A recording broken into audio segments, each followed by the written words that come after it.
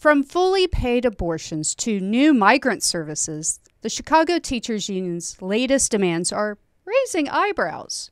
Do teachers' unions care about students, or is there a deeper agenda at play? Join us as we unpack the controversy on Azimuth Podcast.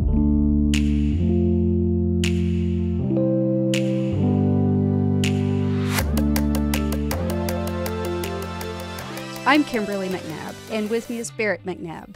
Thanks, Kimberly. So the Chicago Teachers Union has a list of demands, and they are interesting to say the least. They want an increase in pay to $144,620 in the 2027-2028 school year. They want fully paid abortions for all of its members. They want new migrant services and facilities, and a host of LGBTQ-related requirements in training in schools. So let's go into each one. In Chicago public schools, 14% of high school students tested at or above proficient level for reading and math. Meanwhile, at the national level, 26% of 12th grade students scored at or above the proficient level. So Chicago significantly less than the national average. Yeah, so they're looking for more money, but they're underperforming. Okay, got it. So the average teacher salary in the United States in 2022 through 2023 was $68,469, with the high cost of living areas like Massachusetts averaging $92,307. Now, the average private sector worker in Chicago earns just over $61,000 versus a Chicago teacher earning $93,000 this year. So they are significantly overperforming the private sector workers. Yes, while underperforming in school grades. The city is currently projecting deficits of up to $1.5 billion for 2025. The primary drivers, of course, are recurring deficits like city large pension and debt services cost, like the teachers' unions. And in their list of demands are paid for abortions. Now, how is that related to their job? Yeah, I don't see that being related to their job. I mean, if they have health insurance, that's awesome. Whatever their copay is, that's awesome. But to have a specific call out on abortion, I think, is problematic because, why isn't cancer, a specific call out? Why isn't, a stroke a specific call out? So I think having a hot button issue like abortion being a specified call out, it's just politics. It's politics, yeah. And they also want more resources for immigrants. Now, if they really cared, shouldn't it about their school, they wouldn't want to stretch out their resources anymore. So they should be calling out for the city to no longer be a sanctuary city. I mean, more immigrant children means fewer resources. You can pump money in, but you only have so much space. You only have so many teachers, and you're having more languages being spoken and more confusion because, if you don't speak English, you're not going to understand the lessons. And, okay, they're already doing such a bang-up job with the 5 hours a day they get the kids in reading and math, apparently by their fantastic testing scores. Let's add to the list of things to do. China's not doing any of this immigration and LGBTQ stuff. Right. I mean, that's one of the big problems that we're having in Texas and in border towns and things like that is with the influx of South American immigrants, Central and South American immigrants. And they're coming from everywhere. They're coming from Europe. They're coming from Haiti, Dominican Republic, everywhere. Got it.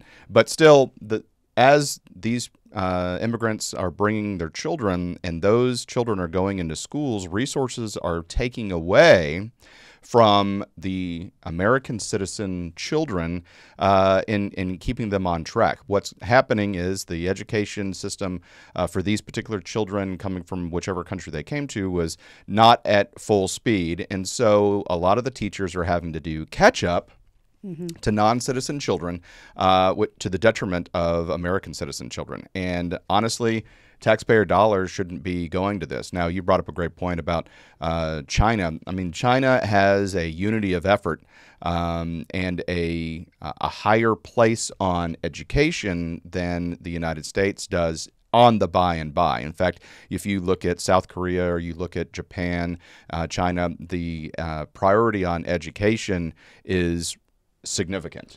Well, I think they understand that education really should start at the home. Right. Because we work with our kids a lot on reading. I mean, Right. It has to start there. And that way, when the kid does get to school, they understand, like, yes, I need to do this. I mean, the more adults you have emphasizing something to a kid, the more likely they are to realize it's important. Yeah, I mean, it needs to be multifaceted approach. Low be the parent that the child comes home and you don't ask them about their school day, you don't ask them about their homework, and spend a little bit of time. Oh, they'll just figure it out. I mean, the parents need to be involved as well. But China is way ahead of us by spending more of their time, again, on math, science, and reading, and it's a true brain drain. We have about 250,000 Chinese nationals in our universities, while only about 9,000 Americans are in Chinese universities. So we're spending, some of that is subsidized. I mean, some of it is private schools, but if it's a state schools, yes, have out-of-state tuition, but they still subsidize some of that education cost. And so we have, slots that are being taken up by Chinese nationals. And again, this is not a race thing. This is about spots in universities where some students get turned down because they don't make the cut, but then we have international students that are coming in. And what's happening is that research is, if it's a research university and they're looking at applied material science, if they're looking at textile science, mechanical engineering, we're spending a lot of our research hours in training these Chinese national students that go back to China. Mm-hmm. And take that knowledge with them. And now some of them apply for visas to stay here. But then again, we run the risk, just as we've seen in multiple cases of corporate espionage. We have Chinese nationals that become U.S. citizens that are selling secrets back to China. And, it's problematic that way as well. Well, one thing about the international students, I think that are appealing for universities is a lot of them have to pay like the full ride. So there's a Sure. financial benefit there. Now, with Chicago looking at a big deficit coming up in 2025, you have to ask, well, what happens when the city goes bankrupt? I mean, yeah, it could maybe look politically bad for the mayor and the city council. Well, this mayor in particular, the teachers union endorsed and put a lot of money behind, and so he's been returning the favor. So Right. I don't think he would be seen too badly if the city of Chicago went bankrupt. Yeah, this is really interesting because they could reorganize their debt, but they may not be able to hire as many teachers, especially since overall federal funding that was related to the COVID pandemic has dried up. And so there are a lot of municipalities that are laying off teachers right now. But still, as the city reduces the amount of debt owed by revising pensions, there's, I'm sure, lawsuits that go into that, union contracts, restructuring municipal bonds. But, most recently, Detroit had a huge financial burden and had to go into bankruptcy. And they have a museum with a lot of priceless art. And there was a proposal that they may have to liquidate their art in their museums in order to go through this bankruptcy reorganization. And there was a huge pushback, and so there were two kind of courses of action: that the art would be sold, but that it would remain in the museums for people to look at, or there was and the ability to just eliminate that portion out as an asset for the city, and so it couldn't be touched by creditors. But still, it's a bad deal for a city to go bankrupt. I mean, obviously it's not like the city disappears. Well, yeah, and they don't stop collecting trash or anything like that. But major projects may not get done. Roads may not be repaved because, it's like, well, we had to restructure our debt, so we're not going to spend it on new roads. But, they may have a harder time getting loans out, may have to get permission from creditors to do any new projects. So I think the teachers are being a bit selfish and not just caring not about the students, but also about the city in general, because they're sucking up resources from the city. Right. I mean, if in a bankruptcy, the city, the state or federal government had to appoint a city manager, which would be different than the mayor, but basically that would be the person with the checkbook, and the mayor would need to to ask permission to do anything. But municipal bonds, I mean, the interest rates would have to be higher because they're more risky, right? So if somebody's going to buy a municipal bond, they're going to want to make sure that they are not getting a junk bond, and those rates are going to be really high. So it's going to cost the city even more money. Oh, I'm sure the city manager would require a salary too. Right. So. Yep. No winning, but it's just funny how things can operate in such an opposite way from the private sector. I mean, if you have your own mom and pop shop and you're losing money in the business, and if employees' performance metrics, aka student scores, their metrics are abysmal, the employee may get fired, but they're definitely not getting a bonus and get things that have nothing to do with enhancing their ability to do their job, like LGBTQ issues. And I mean, that has nothing to do with test scores. Yeah, it has nothing to do with test scores. And things that hinder an employee's job performance, like immigrants that don't speak the language and may not have had prior schooling, they're going to slow the class down because the class can only be as strong as its weakest student. Right. And there's secondary effects as well. I mean, we obviously talked about the language problems, but a lot of these students do not have vaccinations as well. Mm-hmm. And so who pays for that? Well, we do. The taxpayers do. And so we're having to spend a lot of money and resources in not only getting these students up to speed, but getting them the ability to physically come into the public school system with all their vaccinations and physical exams and things like that. And again, that's us paying for it. So there are a lot of secondary and third order effects that people aren't really thinking about. Oh, hey, it's just great. Let's just let everybody in and occupy these schools. But the teachers are overworked. The teachers are underfunded, and let's exclude the the salary for a second. But how often have you heard teachers are buying their own school supplies? And I can promise you, 100% of the school supplies for immigrant children are going to have to be subsidized because the parents don't have a legal right to work. So who's paying for that? Obviously, there's a combination of taxpayer money that's doing it, but also charitable giving that's doing it. But again, there are American citizens that also have problems in getting school supplies. Now, honestly, rather than this outrageous salary of $144,000, it's more than I ever made in the Army. I've never made half that much. Yeah, that's crazy, crazy money.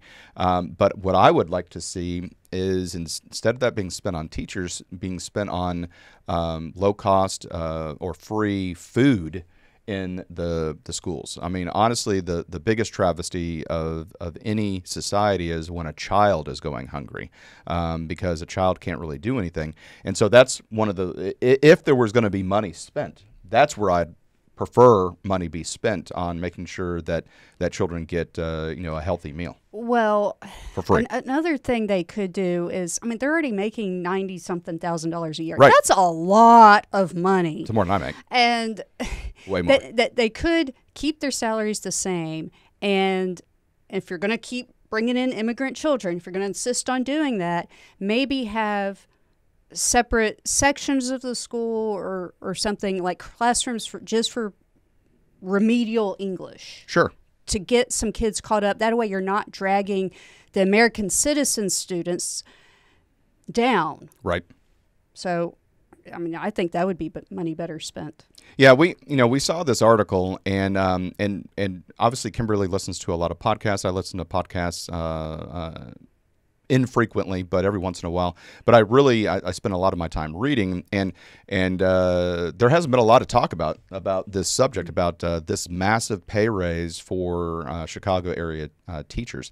And I think one of the big problems that the unions have is that they're having a declining membership. And so because there are right-to-work states, and the Supreme Court has said that being in a union is not a mandatory condition of employment. And so people are finding out, young teachers are finding out that they don't have to be part of the union in order to do their job. Now, the unions are not doing a good job of letting people know that, right? And so they want to make it seem as though that it's only their power and you signing up and giving your money that you can have your job. And we're seeing declining membership in unions, because not that teachers want to save their money. I mean, they don't want their money to go to causes they don't believe in, and the teachers' unions are often going against their moral compass. Right. And how they give money to politicians. So maybe this outrageous money grab in their salaries is a way to attract more members. Yeah, I mean that's the only thing I can think of. In my opinion, teachers' unions were probably needed at some point in time. I'm sure there was a point in time where teachers earned a dollar a day. And so they had to band together and say, look, we know we need to at least earn $10 a day, or whatever it was. At some point in time, there was a period where teachers were clearly taken advantage of. But I think that gap has largely been eliminated. I mean, you may still see some rural teachers that are in a very, very poor school district, and they just can't afford to pay them. But the cost of living would be lower as well. Yep.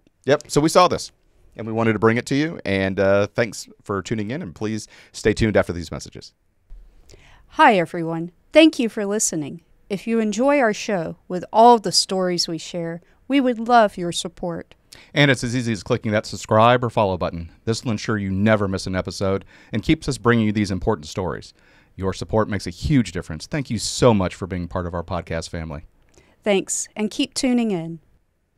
Get ready with me to sign up for the military. I'm signing up for the military because I know my cat-like instincts would be very helpful in combat. And because I think bakas look super cute in a military. Let's talk about that on Azimuth Podcast. I'm Barrett McNabb, and with me is Kimberly McNabb. This is the kind of recruit we attract when society has become just so entangled in this death spiral practice of lowering standards, all for the sake of misguided political agendas, and God forbid, the fear of offending the mediocre.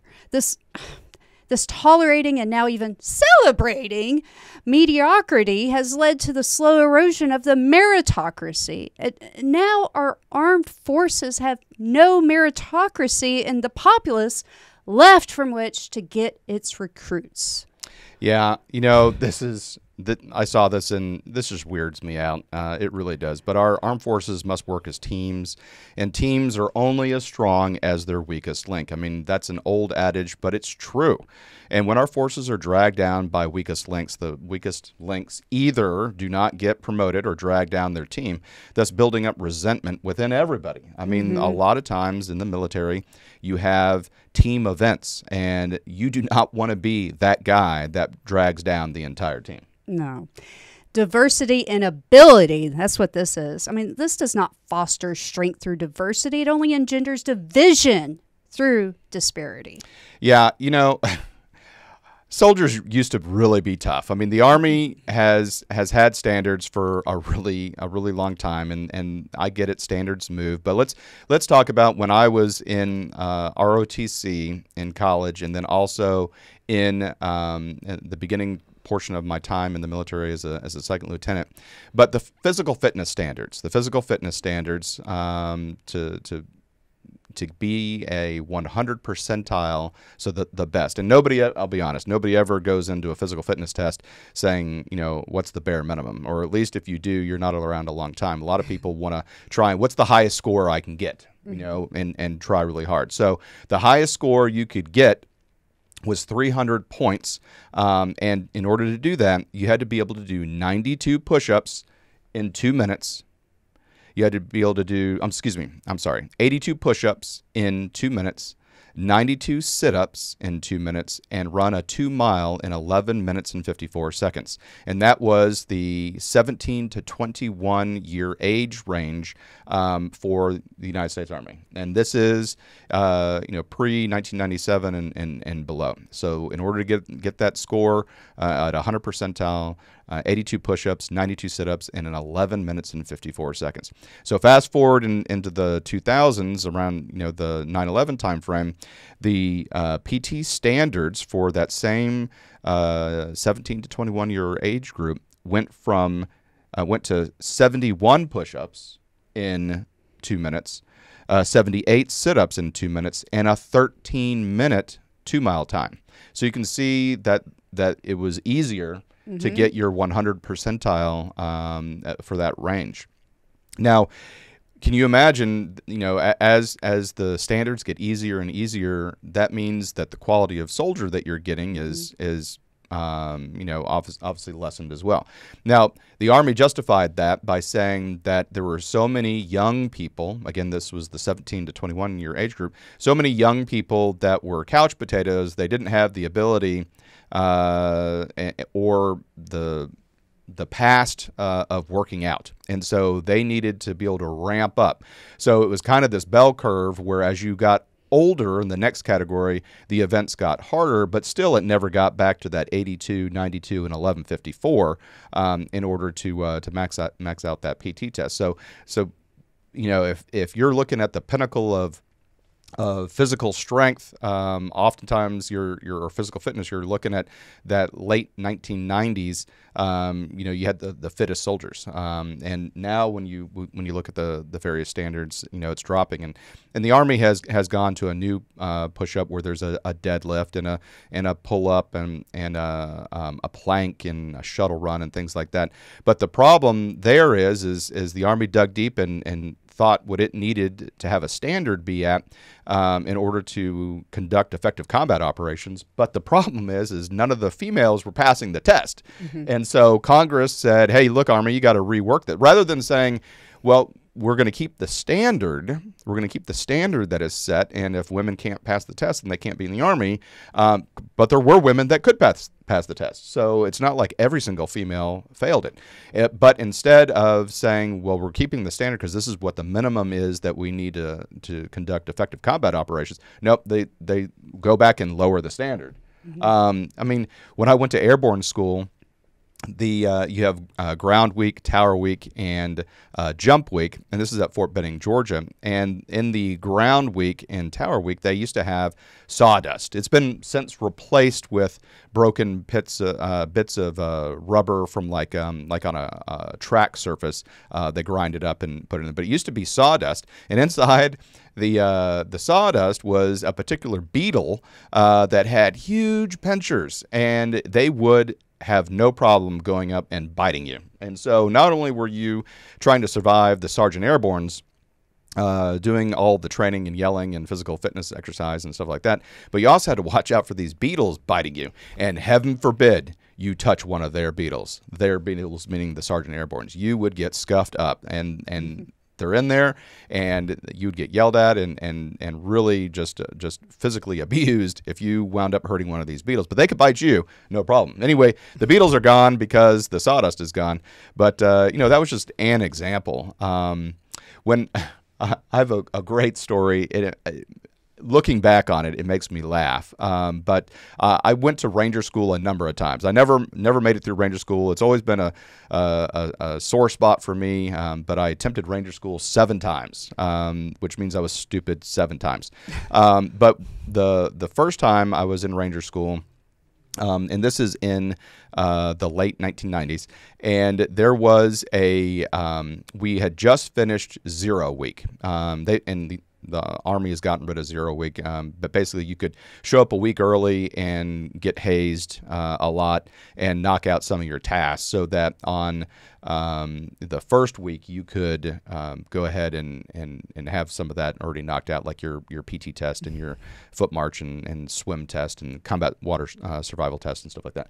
So it was the weekend in between 0 week and the first week of Ranger School, and so we were in the gulag, all of us, the class, and there's probably, I don't know, 200 Ranger students that were in the class, and as we were in formation, a staff sergeant came out of the cadre offices, and he had a, I don't know, 5 to 7 year old girl with him. I'm assuming it was his daughter, and we're standing in the position of attention, and she is there and standing next to her father. And her father leans down and whispers something to her ear, and she shakes her head no and grabs onto his leg and is just kind of burying her face in his leg. And he leans down and whispers to her again, and she again shakes her head.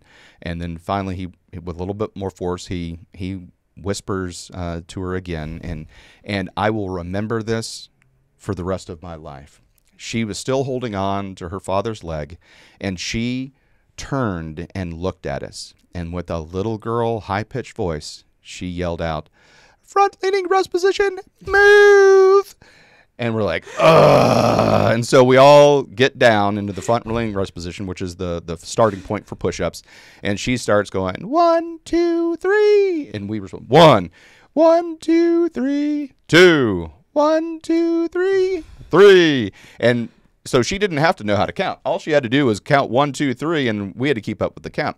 Anyway, as she is getting her rhythm down of doing this, she starts to let go of her father's leg, and now, with gusto, she is walking up and down the line. 1, 2, 3, 27. 1, 2, 3, 28. And we're doing push-ups, and it was the worst smoke session that I have ever experienced in my entire military career. And she just wouldn't quit. And I think part of it was that she didn't realize. She had probably never done a push-up in her life. Yeah, she didn't realize or have the compassion or understanding of what she was doing to us after we had just survived 0 week of Ranger School. And so she smoked us. I mean, there were people that were vomiting and she just had her hands on her hips, just going up and down. And her father just was laughing, watching this happen. It was brutal. It was absolutely brutal. And I'm fairly certain that was not authorized. But it made his day, and it made his daughter's day. And I don't know how many, I even think some people quit and dropped out of Ranger School because they just couldn't take it anymore. Anyway, it was absolutely brutal. It was in the Georgia sun, and that's something that kind of mental toughness of being smoked by a 5-year-old girl. When Ranger they say School. Kids say the darndest things, I don't think that's what they meant. Yeah, exactly. And in Korea, I was there from December 2000, December 2001. So 9/11 did happen while I was stationed in Korea, and I was an air assault rifle platoon leader on the demilitarized zone. And the general, the commanding general, the CG, was General Honore.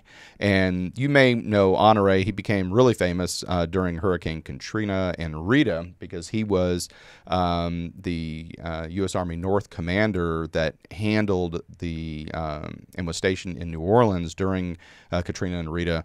And he's the big guy. It's a famous quote when the press were asking him questions, and he's telling the press, "Look, I don't want you to ask these questions. I just want you to get the message out to people." And they just kept asking questions about the past storm. And General Honore said, "You are stuck on stupid." And it was just, he said it twice. You guys are just stuck on stupid, and you need to just get the message out that I'm trying to tell you to get out. And so he actually wrote a book, Stuck on Stupid, about leadership. But it still applies. It still applies. But his call sign, because 2nd Infantry Division in Korea. It's called the Warrior Division. And so his call sign was Warrior 6. But his informal call sign, he was a good old boy from Louisiana. And everybody called him the Raging Cajun. But also his informal call sign was Crawfish 6. And so we would, instead of calling him Warrior 6 a lot of times, now on the radio you called him Warrior 6, but in informal communications, if you're talking to somebody, it was Crawfish 6. But still, this guy had a lot of discipline problems. There was if you watch some of our previous episodes, I've talked about Korea before, but it was the absolute Wild West. A lot of alcohol-related incidences and a lot of bars that were... The Army, no. Yeah, exactly. So a lot of alcohol-related problems. I mean, just crazy stuff like non-commissioned officers, sergeants, putting privates at the position of a parade rest out in the village, and then decking them and then just punching them when they can't respond. I mean, there's stuff like that going on. Again, there were some of the bars. Some of them were regular bars. Some of them were strip clubs. Some of them were straight up brothels, and you just had just craziness going on. And so with the amount of alcohol-related incidences, old Crawfish 6 said that he was going to make it so that nobody could go off their military installations unless they were in their Class A uniform. So no more civilian clothes. You had to be in Class A's, and you have your name tag and stuff like that. But also on that, he started a radio show. And his radio show, so maybe he was really forward thinking, because it was almost like a podcast, right? But in 2000. So anyway, he had a radio show, and young soldiers could call in, and they could complain about their chain of command, and so you'd have a private that would call in and say, my squad leader was mean to me, and I didn't make my bed, so he tossed my barracks room, and it took me 2 hours or 3 hours to clean up the entire barracks room, and it wasn't fair. And here's the thing.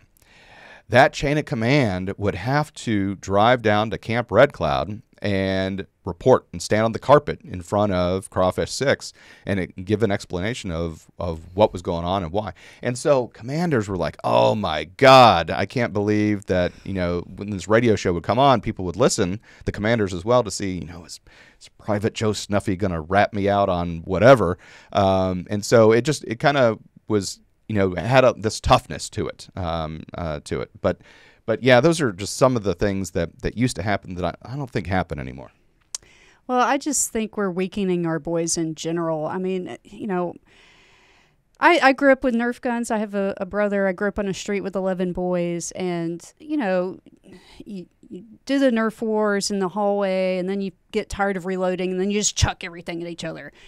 And boys, like when I was growing up in high school, I mean, I thought they looked pretty soft, but they would chase each other around a pool with paintball guns, like without even T-shirts on, no protective gear, nothing. And so, I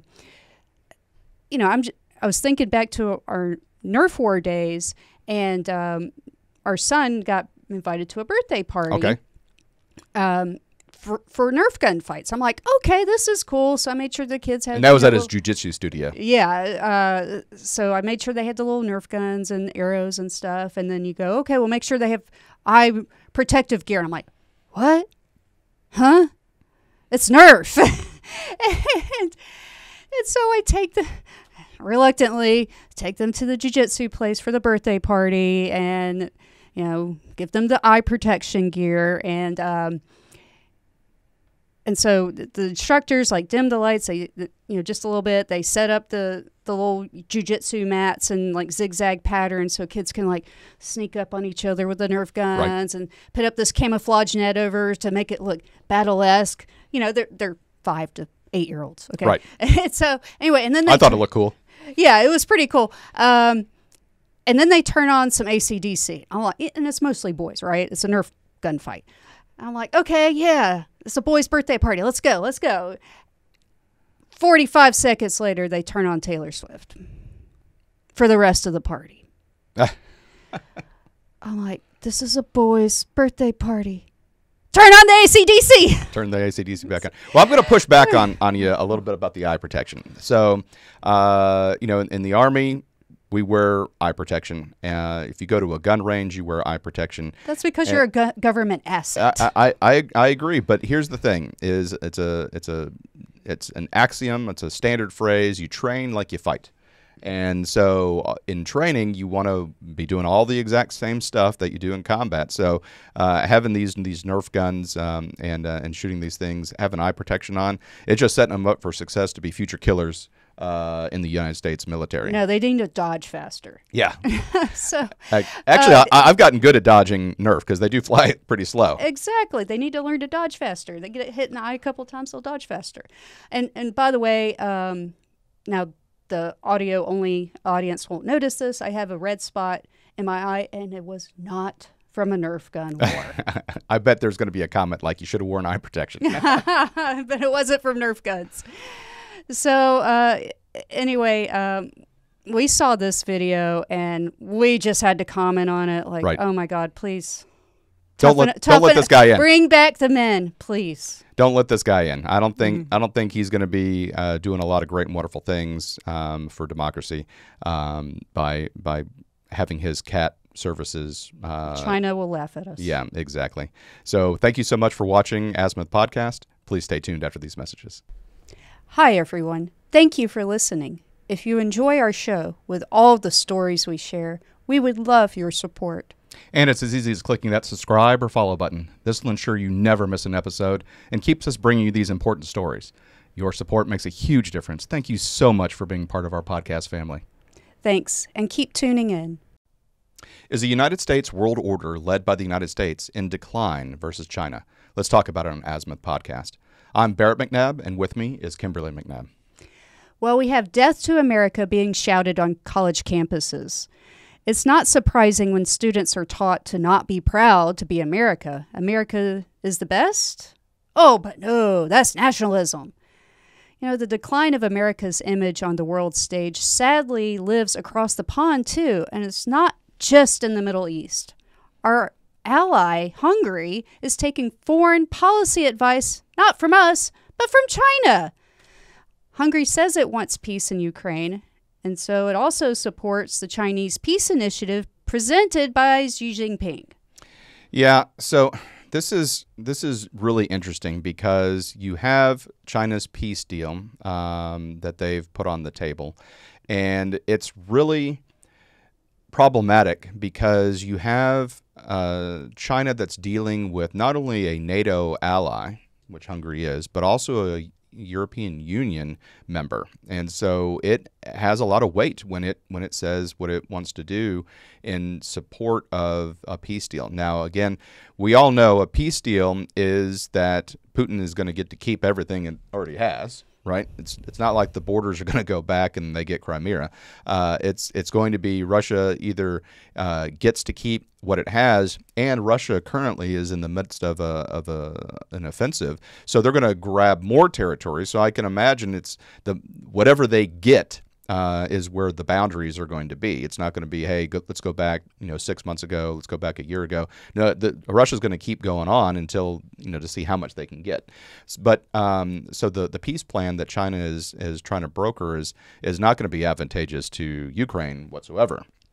But the biggest thing is, as China is going through the European Union, he just had a meeting last week with Macron in France. He's currently having meetings with Vladimir Putin right now in Russia in China, and so it's there's this grand changing, or what China wants to do with the long game is to remove the United States and its protection of the current world order in order to have China be sitting at that position. But the two nations agreed to 17 deals that loop Hungary into China's ongoing Belt and Road Initiative. And it's really, again, it's problematic because if you look at the Norwegian Institute for Defense Studies criticizing this, China's peace plan is having definitely, again, ulterior motives. And the 12 points that are outlined on this thing are clearly, really, again, too abstract to be a roadmap to end the war. And the Chinese initiative really should, be looked at with some suspicion as the Chinese are trying to do this diplomatic rivalry with the United States.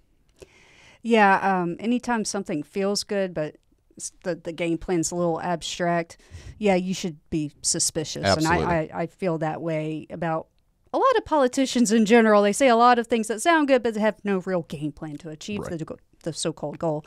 Well, a leading national security expert, Dmitry Albertich, I wouldn't be able to pronounce his name either. yes, who predicted Putin's intention to invade Ukraine, argues that China's Xi Jinping is preparing to conquer Taiwan in the upcoming years. Hungary endorses China's cure for Ukraine. Is it a warning? Yeah, this is proof that China is a threat with their Belt and Road Initiative. I mean, I have no doubt that China is going to take back Taiwan, and I'm going to put a time frame on it, in less than 10 years. Less than 10 years. Sounds reasonable. They've been doing massive preparations. When Nancy Pelosi visited, they did an entire blockade, practice doing a blockade. It's going to happen in 10 years, and I can promise you China is looking closely at what the world does to Ukraine. Yes. Or how the world perceives Russia's involvement in Ukraine, because as that elephant gets eaten one bite at a time, you're going to eventually eat the whole elephant, and so it's important to recognize that this is what's going to happen. But there's this U.S. pivot towards Asia. I mean, it's taken a long time for the United States to pivot towards Asia, mainly because of the global war on terror, right? Mm-hmm. We were a little distracted, and we were mainly focused as a fighting force to focus on counterinsurgency operations, COIN. And now we need to do the big maneuver warfare, division on division, conventional fight. Now, I always disagreed with General David Petraeus. He always touted that COIN, counterinsurgency, was the PhD level warfare, and in my opinion, I always thought that the huge brigade maneuver force and division maneuver force was always more important, because if you make a mistake in counterinsurgency, you could lose a platoon. You make a mistake in high-intensity conflict with maneuver brigades and maneuver divisions, you lose a brigade, right? And so now that we're starting to pivot and pay attention to China, I think that's a good thing. But again, China's developing new trade linkages and cultural export markets to boost Chinese incomes, and really not only exporting China's productive capacity, but they're also exporting Marxism and communism and other political things as well. Yep. Since COVID's and the Russian invasion of Ukraine's effects on the world markets, an increasing number of low GDP Blet Road Initiative countries have struggled to repay the loans with the Blet Road Initiative, leading to debt crisis all over the place. Yeah, that Belt Road Initiative is really it's a problem. India has tried to convince countries that the Belt Road is just a way for China to dominate Asia and Africa. As well. There's huge things going on in Africa that China is doing. And it's a warning that some analysts are calling this string of pearls, right?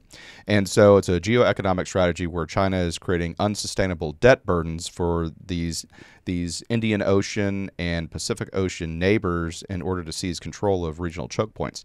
Now, when you look at that, China does not have a lot of arable land, and arable land meaning farmland. It's very mountainous, especially in the west, and so there's not these huge flat pieces of terrain like you have in Texas and Oklahoma and Nebraska and Ohio and things like that, in Indiana, where you're growing corn, you're growing wheat, you're doing this huge agriculture industry. So China has to do that somewhere else.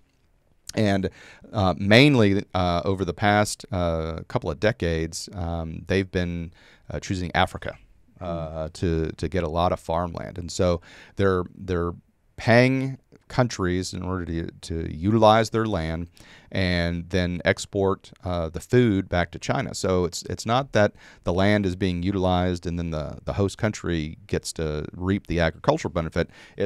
All of it's being exported, and there are a lot of countries that are doing this. But some of the big things that China is doing is loaning countries money in order to do huge infrastructure projects, right?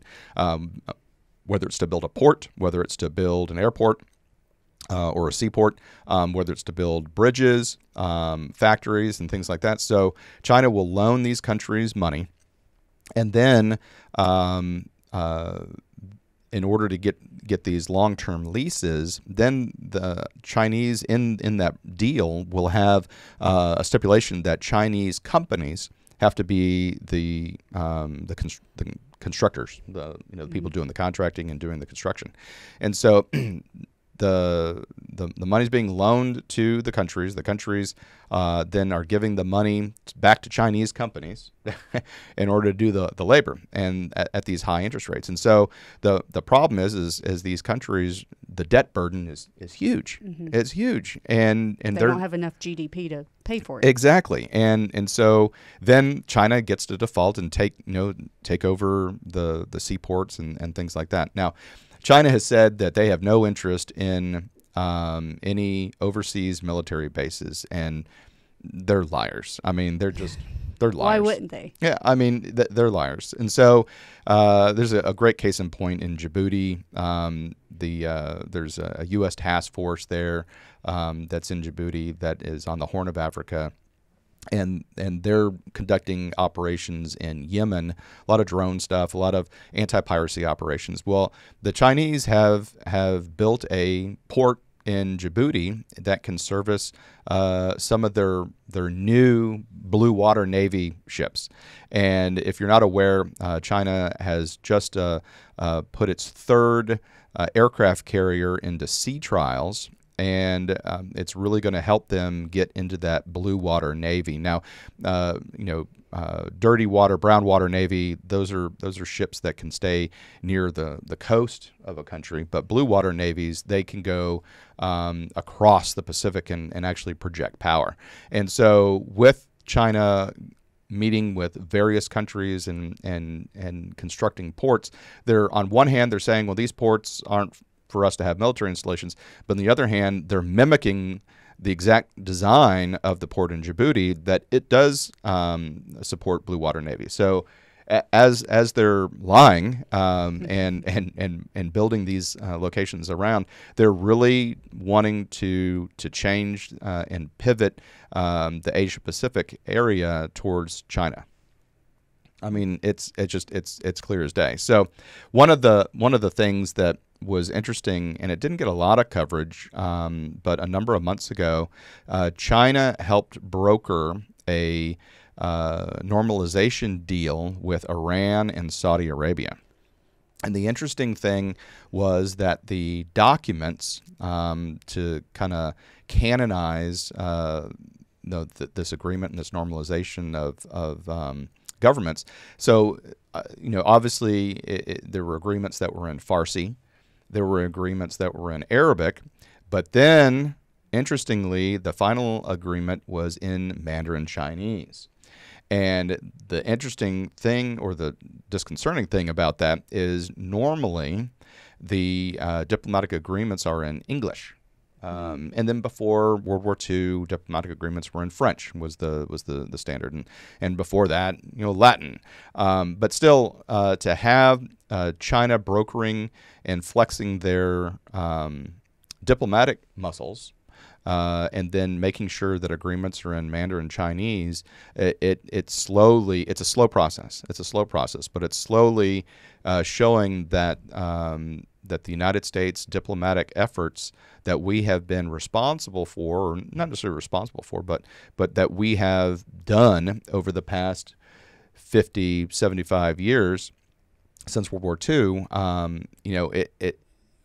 all the money that we've spent in building up these economies and helping Africa and things like that, it's basically, what have you done for me lately?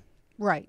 Yeah. People always want more and more and more and more. Yeah. So I mean, it's as if that we have not done anything. Yeah, we had some advantages over the past 50 years, but they're like, look, yeah, you gave us that money a long time ago, and now China's giving us money now. And so we're going to answer to China now. I mean, one of the things that I noticed in Afghanistan was when I was deployed there is driving through mountainous terrain and seeing the mountains bleed rust. I mean, bleeding rust. So obviously there is lots of iron ore in the mountains, and I always thought that if the Afghan government was going to do anything, they would want to sell mineral rights and really exploit those minerals. That, I mean, they have a ton of minerals. And so anyway, what happened is China made a deal with the Afghan government and got mineral rights for 100 years, right? 100 years. Now, when the U.S. pulled out of Afghanistan and the Taliban took over the country again, man, China, quick, fast, and in a hurry, sent diplomatic envoys to the Taliban to kind of reinforce, hey, we have these mineral rights that you guys have done. And so those are in place. Those are in place. I don't know what China did to, gave the Taliban, but those are in place still. And so China immediately went to secure their claims there and their agreements that they had there in Afghanistan. So, they're just doing so many things that have future capabilities, and the United States, I don't know. I mean, have we done our shot? Have we spent all the money that we can? Because right now we're borrowing money to give to other countries. And so, I just see that as problematic, and I don't think we're going to be able to do the same level of giving countries stuff that China is doing in their Belt Road Initiative. Yeah, and so I see that we're losing our soft power, right? And then it'll be China whispering in other countries' ears. Yeah, I mean, when you go back, and there's this famous analysis that was done that now this has changed, but still the famous analysis that no two countries that had a McDonald's ever went to war with each other. And so it was, again, just exporting soft power, exporting Coca-Cola, exporting Levi jeans, exporting democracy, across the world. And it's just been to that point where I think we've done all we can, as far as being able to judiciously spend the money that we have, that we're borrowing from other people in order to give to other countries. But it's going to be interesting to see what happens. Now, again, there have been countries that have had McDonald's and gone to war. Georgia and Russia in 2008.